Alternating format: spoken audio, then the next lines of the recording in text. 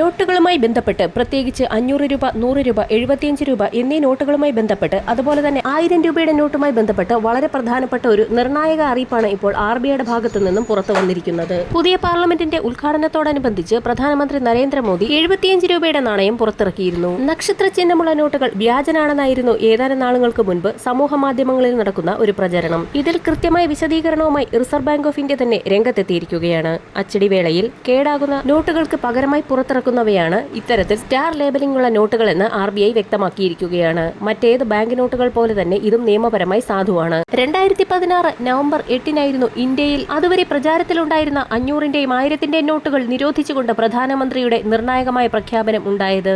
തുടർന്ന് വലിയ പ്രക്ഷോഭങ്ങളും പ്രതികരണങ്ങളും ഒക്കെ തന്നെ ഉണ്ടായി. സാധാരണ നിലയിലേക്ക് നാം വീണ്ടും മടങ്ങിയെത്തുകയായിരുന്നു.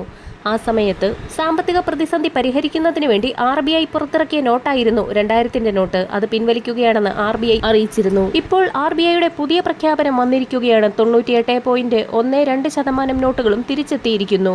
6691 കോടി രൂപയുടെ മൂല്യമുള്ള നോട്ടുകളായിരുന്നു പൊതുജനത്തിന്റെ കയ്യിലുണ്ടായിരുന്നത്. ആ നോട്ടുകളെല്ലാം തന്നെ തിരിച്ച് എത്തിയിരുന്നു. ഇനി ആരുടെയെങ്കിലും കൈവശം അവശേഷിക്കുന്ന 1.82% നോട്ടുകൾ ഉണ്ട് എങ്കിൽ അവ ഇനിയും മാറാനുള്ള അവസരം ഉണ്ട്. രാജ്യത്തുള്ള 19 RBI ഇഷ്യൂ ഓഫീസുകളിൽ മാറിയെടുക്കാവുന്നതാണ്. അഹമ്മദാബാദ്, ബാംഗ്ലൂർ, ബേലാപൂർ, ഭോപ്പാൽ, ഭുവനേശ്വർ, ചണ്ഡീഗഡ്, ചെന്നൈ, ഗുവാഹത്തി, ഹൈദരാബാദ് തുടങ്ങിയിടങ്ങളിൽ നിന്ന് മാത്രമാണ് ഈ നോട്ടുകൾ ഇനി മാറ്റിവാങ്ങാനായി സാധിക്കുക. അത് തിരികെ വരില്ല എന്ന് തന്നെയാണ് സാമ്പത്തിക വിദഗ്ധർ ചൂണ്ടിക്കാട്ടുന്നത്. 2000-ന്റെ നോട്ടുകൾ ഇനി RBI പുറത്തിറക്കുകയില്ല. അങ്ങനെ നമ്മുടെ സാമ്പത്തിക ഇടപാടുകളിൽ വലിയ സ്ഥാനം വഹിച്ചിരുന്ന വലിയ നോട്ട് എന്ന് പറയാവുന്ന 2000-ന്റെ നോട്ട് ഇനിയില്ല.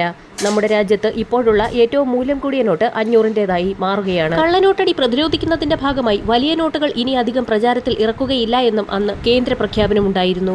നോട്ട് നിരോധനത്തിന്റെ ഏറ്റവും വലിയ ഗുണം എന്തെന്ന് ചോദിച്ചാൽ കള്ളനോട്ട് വലിയ രീതിയിൽ തന്നെ കുറയ്ക്കാൻ കഴിഞ്ഞു എന്നുള്ളതാണ്. നമുക്കറിയാം, നമ്മുടെ രാജ്യത്തിന്റെ സാമ്പത്തിക നട്ടെല്ല് തകർത്ത പാകിസ്ഥാനിലും മറ്റും അച്ചടിച്ചിരുന്ന കള്ളനോട്ടുകളാണ് 2000-ന്റെ നോട്ടുകൾ പിൻവലിച്ചതോടെ വലിയ അളവിൽ ഇല്ലാതെയായത്.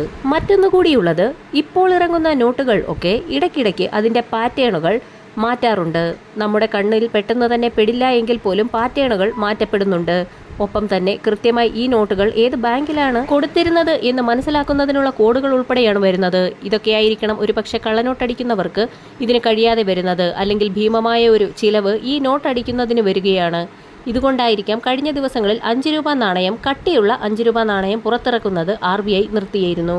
ഈ നാണയം ബംഗ്ലാദേശിലടക്കം കള്ളക്കടത്തായി കൊണ്ടുപോയി ബ്ലേഡും മറ്റും നിർമ്മിക്കുന്നത് കണക്കിലെടുത്താണ് അത്തരത്തിലൊരു നിരോധനം ഏർപ്പെടുത്തിയത്. ഏറെക്കാലം നമ്മുടെ ഇടയിൽ പ്രചാരത്തിലുണ്ടായിരുന്ന ആ ഒരു നാണയം കൂടി ഇത്തരത്തിൽ എന്നേക്കുമായി ഇല്ലാതെയാവുകയാണ്.